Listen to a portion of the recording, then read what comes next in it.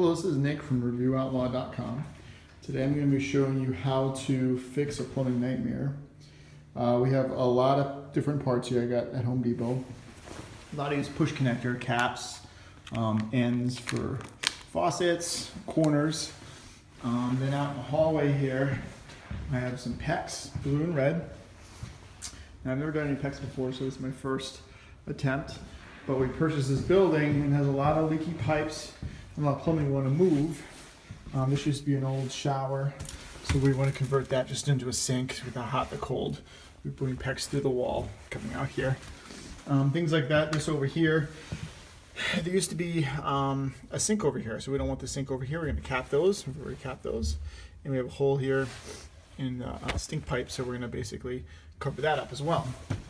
Toilets right here, that's fine. We got a lot of cracked pipes as well that we need to repair. So I'll take you through the process of finding the cracked pipes. Okay, so I'm here now in the basement, and what I've done is I have an air compressor hooked up to just a faucet valve, and which is hooked up to the hot and cold.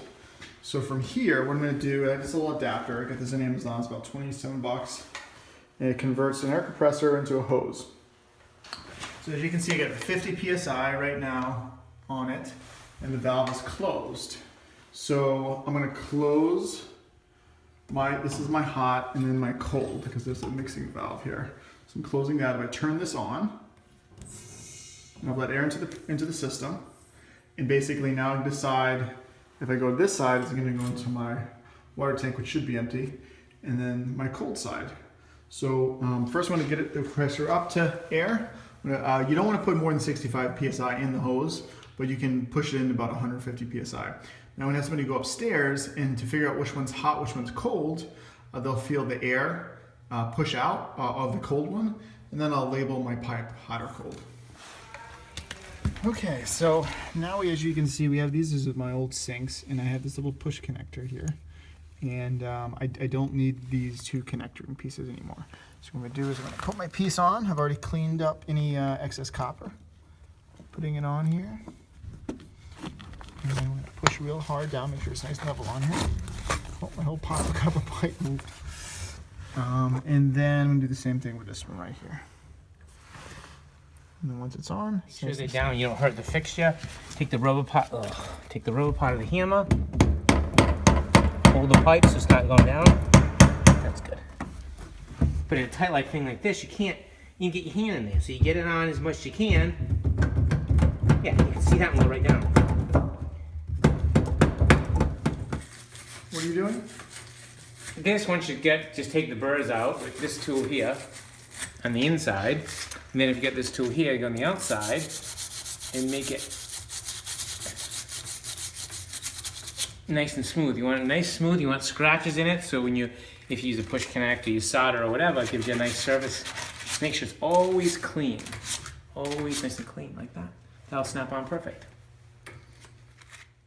This is Paul from reviewoutlaw.com. We have an old building we're refurbing here, and no one winterized the pipe, so we have breaks in the pipes all over. So we found this one to start by the same method I'm going to show you now. This is all covered so you can't see it. So what we're doing is we're energizing these pipes with air pressure, and when the air pressure drops down, we know we got a problem. When it goes up, we're fine. So we get the compressor here, and what we're using is, like, they call them shock bites. They're actually compression fittings that you can snap on without solder, and then you put a tool here, you can pop them right off. So they're great for testing like this. Right now, this pipe runs that way, and I'm just losing air pressure. So I'm trying to find out where it could be. So right now, when I hit this, Nick's gonna walk into the other room. When I hit this, he'll be able to actually hear where the pipe is disconnected, so you don't have to break up all that stuff. Tell me when, Nick. Okay, go ahead. So I can actually feel a little bit of air coming through here. Stop.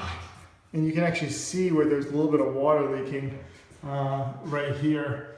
Now, if we go to the other side, just to see next room over, see if we hear any noise in there, just in case it's further down. Okay, go ahead. Yeah, see, it's not as loud. There's a little hole here. I don't feel anything coming out. So stop. So it's definitely over there. So that's how we trace down the next leak in the pipe, and basically I'm going to keep going in this pipe until it holds or retains pressure, repairing any cracks with shark bites or pecks, and that's how we're going to fix the leaky building here. All right, and as you can see, we heard that little hole, so we started breaking it out.